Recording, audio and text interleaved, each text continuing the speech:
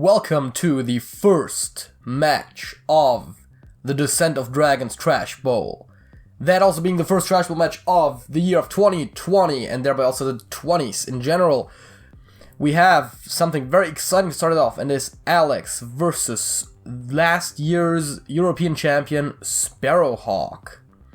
Now, those two have actually met in battle, well, in Hearthstone matches before, and last time they met, Alex actually beat Sparrowhawk. So when they were in the tournament together, of course, Sparrowhawk won that tournament, although they never directly faced off against each other. So it'll be interesting to see how this is going. And it appears that the first match is starting right now. And let's see what two decks we're gonna start off with. It appears to be Alex's Token Druid versus Sparrowhawk's Highlander Mage. Alex is also bringing his Pirate Warrior and his Galakrond Zoo Warlock. His Face Hunter was banned. And Sparrowhawk's other two decks that he's bringing for this matchup specifically are the Galakrond Rogue and the Galakrond Aggro Warrior, with the Galakrond Control Warlock being banned. Alex decides to throw away almost everything except for Tree Enforcement.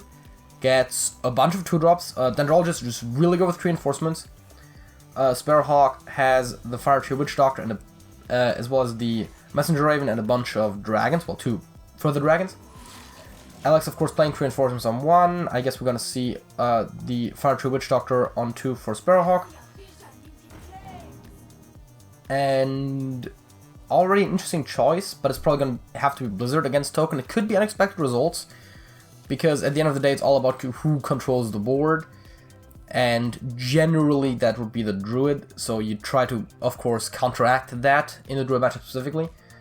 And he takes unexpected results because he can play it next turn, and it gives him more board immediately rather than a quick solution later, which is very much justified. Alex has to go with Shrubadier over the Dendrologist, presumably to reduce the aeroponics, knowing that he has to draw somewhat soon. And the random spell probably not being as worthwhile. Sparrowhawk considering what to trade. Shrubadier, of course, means that he can trade up later with the 2-1 and gets more trades out of it. The Treant, of course, means that stuff like reducing aeroponics does not come into play. We might just see Shrubadier and aeroponics. He might also just play aeroponics first to see what he gets, but that does cost 1 more mana in total. I don't think we're gonna see much of anything else. Maybe get the Mana Addict off the board, because you know that the Mage, of course, does have some spells. But then again, it's not really as pressing in this matchup specifically, and you do definitely want to go for the board. So there might be a good argument to be made for not doing it. There is a possibility also to coin the Dendrologist right now, to stay somewhat more mana efficient. Although you don't currently have a turn 4 guaranteed play, because you probably don't want to play the Garden Gnome without the Battle Cry. And, well, Dendrologist could give you something, but either as a 2-drop like Power of the Wild, or as a 4-drop, so you can't really anticipate that too well. We have a Sunfury Protector drawn for Sparrowhawk, which is very interesting because that kind of forces your opponent to make some trades. Although the best means to put it onto right now are not really that strong either. You could maybe make an argument for a Conjurer's Calling turn, but it's likely just going to be Twilight Drake, yeah. Had he played Conjurer's Calling, he would have played it on one of the 2-drops. And then the Mana Addict would have been able to kill the Treant. But, again, it's a very mana thing. Force a drawn, making Garden Gnome a really good play. I wouldn't be too surprised if I saw the Token actually take out the Mana Addict. And he does, because he full well knows that that could potentially later win a trade against a Treant, or trade evenly against a Treant with a spell being cast. And that, I mean, that should be it for his turn. Does not appear to end it yet. Maybe he didn't realize it, but there's really nothing he can do. So, well, except for play the coin and then not do anything with it. Yeah, I think now we realize it. And we see a Bat Rider picked up for Sparrowhawk. He might just play that. There's of course an argument to be made for Malagos as well. Messenger Raven is also interesting. it's not that spell heavy, so I think Dragoncaster is pretty good because you do have dragons in the deck. Toki, of course, is always an interesting choice, but rarely really a particularly good one. And I think, yeah, I think it looks like Dendrologist would be a good play here. And then either Acorn Bearer, Coin, Blessing, or, well, he could have potentially picked up a Power of the Wild, of course, which he did not. He is holding a dragon, so Breath of Dreams might actually not be the worst idea. Gift of the Wild is a little too weak for being 8 mana. Pounce just straight up doesn't do too much except for allows for a little bit of extra damage to be pushed. So Breath is actually pretty good. It is an empty mana crystal, but still. That gives him more to play next turn. Goes for Aeroponics. I would maybe go for the Acorn Bearer here, but both are definitely justifiable plays.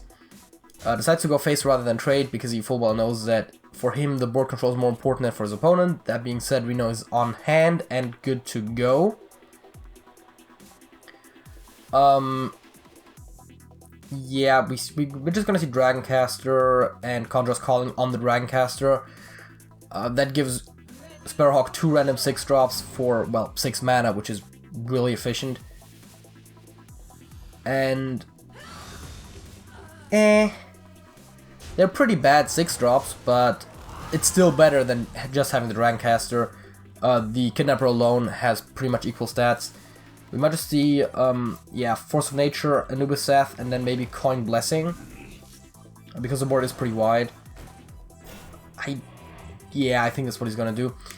And then either trade away against the Kidnapper or hit face. I personally actually quite like going face here, because the Kidnapper does not single-handedly go through the Anubis Seth anyways. And this might be the point where you might consider how to best use Reno if you're Sparrowhawk. He would have to take out some minions with that, of course. It dealing 10 damage, can't take out the entire board, so you might want to consider if you run something in the Anubis Seth first, for example. And still then you can't guarantee that it gets killed, so it's a little awkward. But the question always is, do you like run the Kidnapper in first to like maximize the chances of Reno killing the Anubis Seth? Or do you just play Reno and then look based on how much health is left what you run into where? It's always a little bit of a judgment game and doesn't hit the Anubis Seth at all. Which means that now he knows that if he wants to get rid of it, he has to summon, he has to use both the Meteorologist and the Twilight Drake. And the Kidnapper just might go face, but then again, Sparrowhawk really is more of the late game deck here, so well, or rather the Highlander Mage is the late game deck for Sparrowhawk here, so he might actually still take the trade, because being overwhelmed on the board is just something that you don't want to have happen to you. This is a good Forest A turn, just straight up. I don't think there's anything that's strictly better, so just go Forest Aid, play the hit the tree in the face, yeah, and just, you know, 14 health, that's very manageable. Pocket Galaxy picked up, not very good. Malagos looking for that Flame Strike, I guess. Wait. Oh, right, yeah. Never mind, it doesn't even trigger. Forget what I just said. But yeah, just to get a big taunt in the way with the Sunfury Protector, of course. Soul of the Forest isn't actually a pretty good idea here. You could, Soul of the Forest... Oh, is Double Savage Roar lethal? I didn't even check. Always check your lethals. I always preach it, right? Especially with a deck that can have such explosive turns once you have a board. Always check your lethals. I say it every time, and evidently I didn't actually check it right now, so that is 1-0 for Alex, having won with Token Druid, thereby now being forced to play the Pirate Warrior or the Zoo Warlock. Sparrowhawk still having the choice between all three of his decks. The question, of course, in this situation usually is, if you're the player who just lost, do you go back to your deck, or do you decide to play one of the other decks? Eventually you have to win with it either way, but it's a lot of just a psychological thing. Also, just if you are too consistent with what you do there, or just in general, if everyone, for example, kept staying on their deck, then your opponent would of course know what you're playing and be able to kind of plan against it. If Alex plays the Zoo Warlock, it's probably the deck that plays most like the... I mean, it's definitely the deck that plays most like the Token Druid. So, if he can win the Token Druid matchup, he has a good chance to also win the Zoo Warlock matchup. That's what must be going through his head. Of course, if Sparrowhawk switches, then that's all thrown out the window. And, ooh, Corrupt Garrosh. You don't see that very often.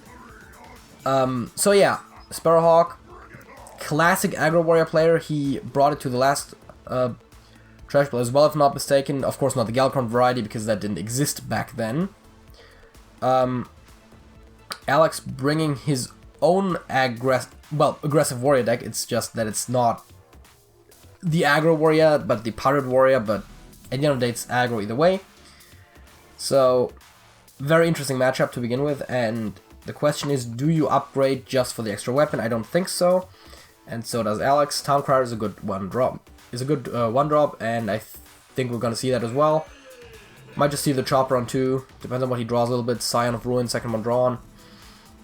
Alex, Bloodsail, a little unfortunate. Actually, would have been a good argument to upgrade just for that, of course, to get a 3/3 instead of a 2/3. It's still a Bloodfen Raptor, it's not bad. The weapon, of course, perfectly deals with it, and the Towncrier can go face.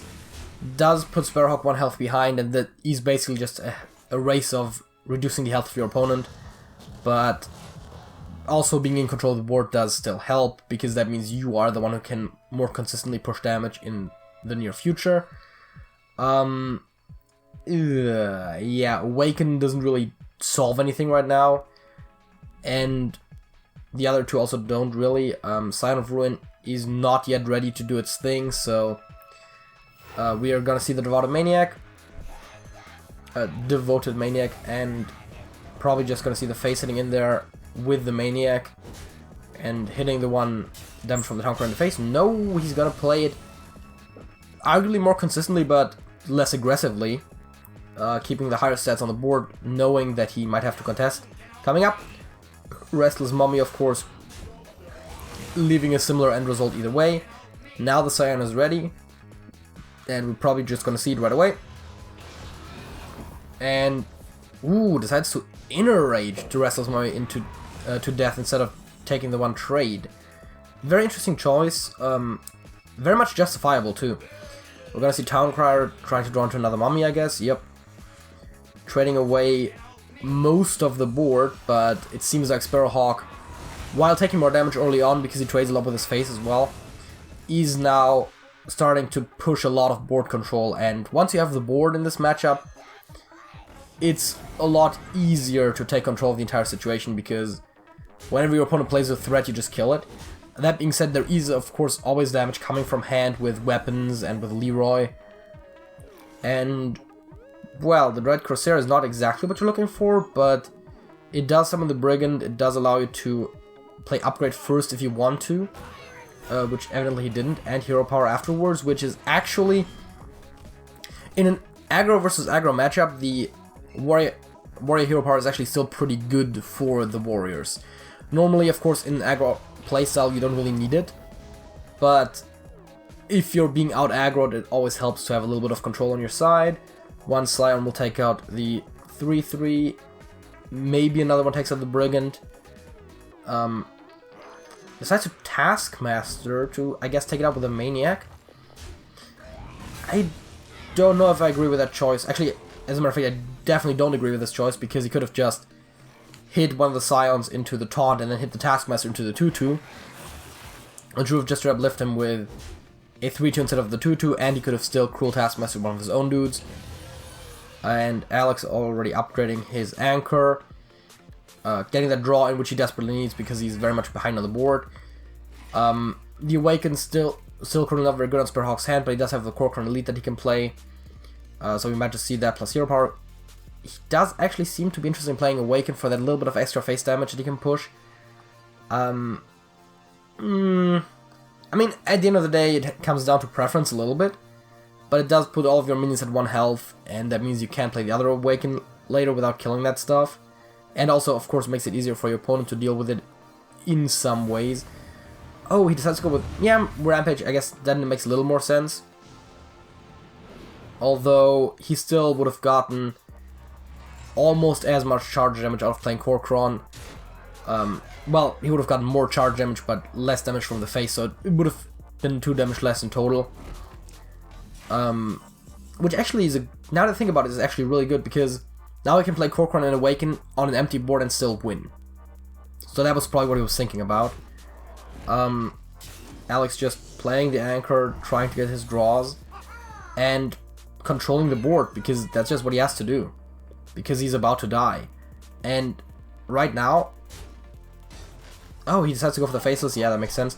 Taking both the trades. Keeping some stuff on the board, but that is GG, because Sparrowhawk is of course winning with the Corcoran plus Awaken combo. There is also Galakron, but that's not going to win the game right now. Awaken, Corcoran, perfect 7 points of damage. And that ties it up at 1 apiece, with Sparrowhawk now having won with his Galakron Warrior as well. So Sparrowhawk now having the choice between his Galakron Rogue and his Highlander Mage, and Alex having the choice between going back to the Pirate Warrior he just lost with, or playing his Zoo Warlock. Now is about the point where he might start consider matchups a little more heavily, because you somewhat more predictably know within a little bit of a margin what you're going to face. Of course, Sparrowhawk knows he's going to face some variety of aggro no matter what Alex brings, because his entire lineup is aggro. Alex still has to face a little bit of a variety between Highlander Mage and the Galakron Rogue.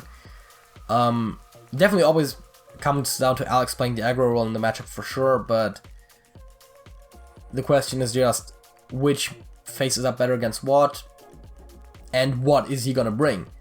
And since you don't really know that too well, you're probably just gonna pick whichever one you're more comfortable with, as both players really.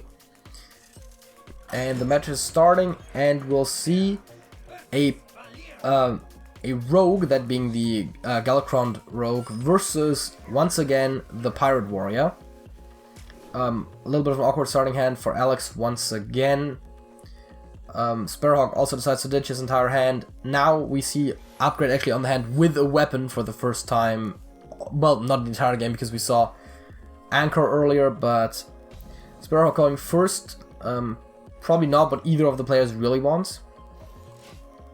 But yeah, Sparrowhawk's probably just gonna play his hero power, maybe hit him in the face for one. Maybe not. It's always a question, do you want to keep it? It depends on when you expect to hero power the next time. In this case, he has... I mean, I guess you... Oh, it's Shadow Step. I thought it was Backstep for a split second. It's a little awkward because you really can't play any of them. So you might just hit him with the hero power and re-equip the weapon. That's a little unfortunate, of course. Decides to play the Miscreant, it seems. Just to have something on the board. And hits the Bloodsail Raider. For Alex, this probably couldn't have gotten much better. Life for Alliance, good play right now. Maybe take out the Miscreant just so as to prevent the combo, yep. And picks up a Lackey on the way. It's Draconic Lackey, probably the weakest one for aggro decks, but there's still some reasonably tempo-ish dragons you can get. We get Edwin, Shadowstep Edwin for effectively a 4-mana 4/4, which is still subpar, but you just... Oh wait, it's a 6/6 because of course he played the Shadowstep as well. So yeah, it's a 6/6, it's decent. We might see Coin Greenskin. Nope, we'll see Restless Mummy. We might still see Coin Upgrade. We don't. So he's gonna keep all of his upgrades for the Anchor, very likely. Which, you know, it's one of those where it comes down a little bit to personal preference, because of course, if you get a Kobold Lackey, that's 2 points of damage. If you get a Goblin Lackey, that's 1 point of damage somewhere. So there is definitely ideas there where it's very helpful. Anchor has to hit the Zodiacs twice to bring Sparrowhawk back to full health. Unless he... Well, no, he can't produce Lackeys right now, so... Yeah, it's probably just going to be the Southsea Deckhand going in there and then playing a Draconic Lackey to discover something to play. of course, generally player discovers first. It might be Marsh Drake, actually. Okay, he decides to go for Alexstrasza, and oh, that's actually, yeah, that makes sense. I'm going for the Goblin Lackey there. Alexstrasza is an interesting choice because it allows him to set his opponent's health down to 15, which sometimes just might be straight up deal 15 damage. And the Fairy Dragon would, of course, always is just a decently tempoed card because of having the Bloodfin Raptor stats. And the Marsh Drake is interesting because he can deal with the Poisonous minion with his weapon, but he decided not to go that route. We might just see Greenskin and Southsea. He might also want to deal with the Kronks, in which case it would probably have to be Korkron and Southsea, which is a little awkward though. He does decide to go with the Greenskin route and Southsea and just pushing the damage. Now, of course, if he can push a reasonable amount of damage, that means that kind of invalidates retroactively the Alexstrasza choice. But, you know, maybe he'll use it for healing on himself later. It's a very flexible card, it has good stats. Well, not for 9 mana, but generally pretty high stats. We're gonna seal Fate for Sparrowhawk, giving him another Lackey, and whoa, actually Lackey and Kronks isn't even bad, especially after being able to take a trade too. You know, that could have gone better. But hey, SI7 Agent clears up the board. And now Alex, once again behind on the board. He does have some damage he can push from hand, but not really that much. We just might see him upgrade so that he gets another anchor use and probably trade off the SI7. Then play something from hand. Like, I don't even know. Korkron, Horde Pillager. Skybarge plus... Actually, Skybarge plus Skyrider plus maybe another small pirate that you get from Skyrider would have been a good choice. There's just a lot of options with his very large hand. Restless Mummy could somewhat clear up the board, in combination with the Anchor especially. Since he has the upgrade, that's very much an option. Although it's never really that clean, because you always have like the deal 3 or 4 damage to 5 health minion, and then deal 3 or 4 damage to kill it off, sort of stuff. Plays the Sky Raider, gets a Dread Corsair. Could have played upgrade there first. To decides not to upgrade at all, it appears, because the Dread Corsair would have been free. But you know, I gets the Brigand, which is pretty good for just having some extra stats on the board, which he'll need. Shield of Galakrond is of course just pretty good at blocking some extra incoming damage. Witchy Lackey, I mean, we definitely know what the target is. We have the ooze there. There's isn't very good to begin with. And now he can just get the extra evolve on there as well. I mean, yeah, some of the extra copies is nice, but, you know, stat-wise it's just not very good. Gets the Ancient, which is pretty good, decides to evolve both oozes, fair enough. And another one! Not a lot of 8-mana minions around, it seems. That's probably true. Livefire Lance, upgrade, plus the Towncrier could kill the shield, but it looks like a pretty bad situation for Alex right about now. Because, yeah, he has so much damage incoming, and also taunts he has to get through, so he decides to resign this match. That makes it 2-1 for Sparrowhawk, who now has to play his Highlander Mage once again, giving Alex the choice to face it with either the Pirate Warrior he's lost 2 games back-to-back with now, or what I more likely expect, the Galakrond Zoo Warlock, that he hasn't played today yet. We'll see what he chooses. Again, Sparrowhawk, no really interesting choice here, and yeah, let's see what they get.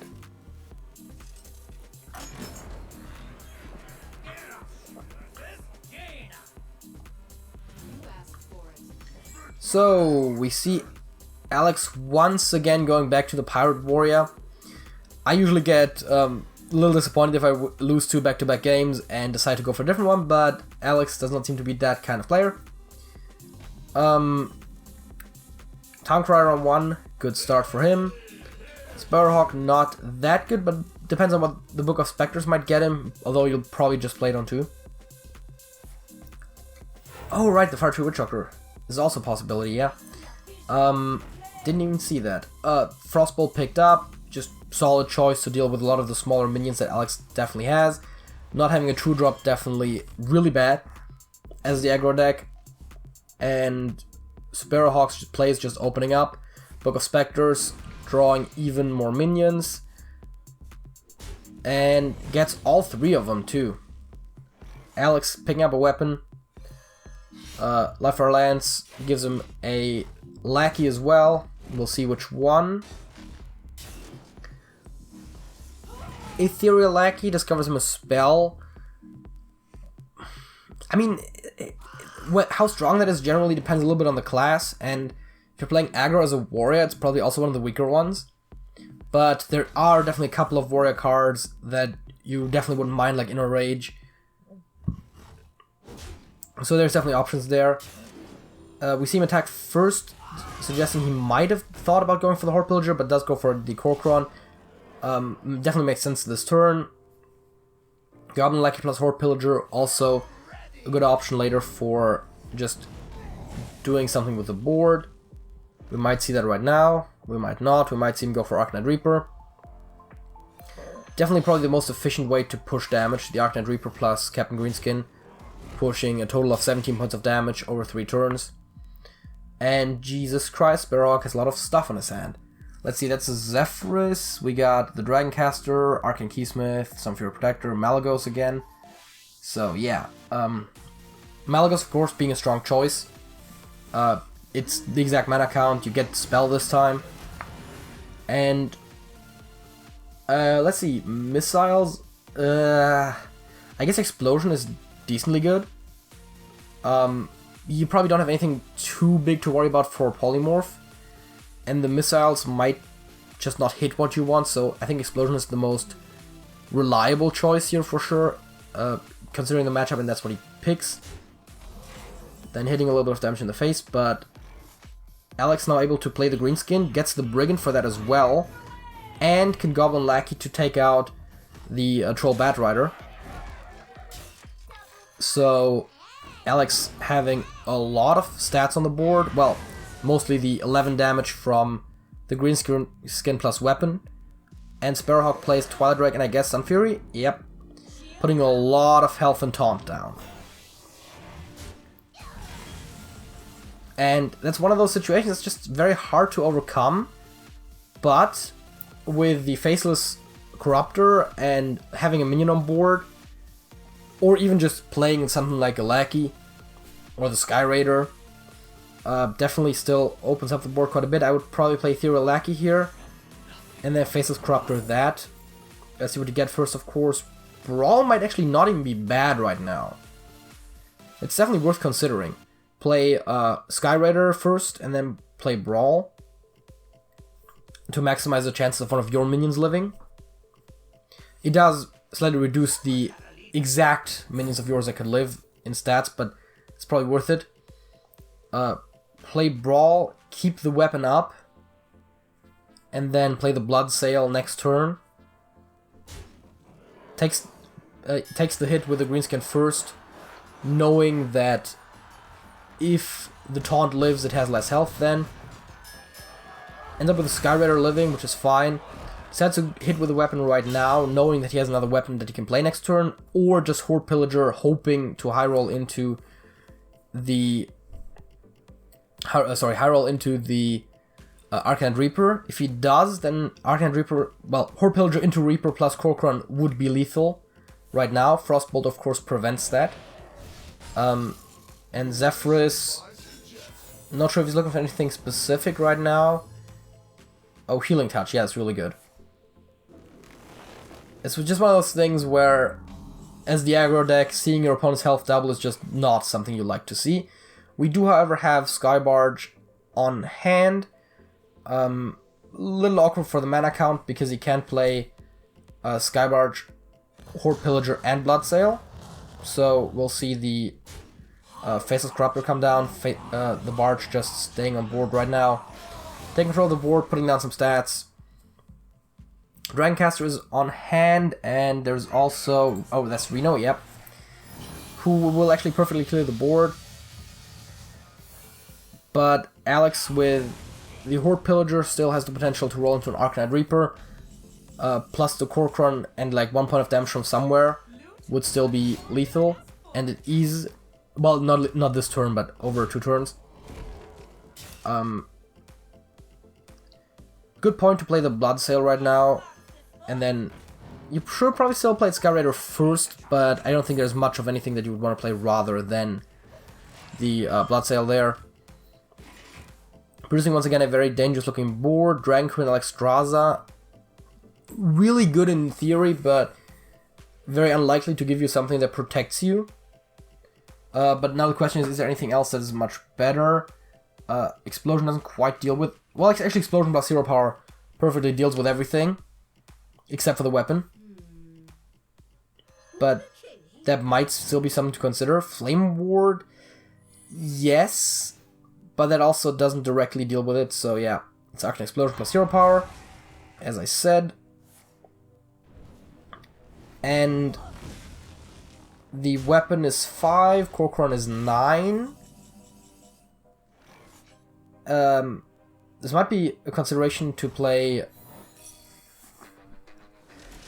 right, the Barrier is pretty good as well.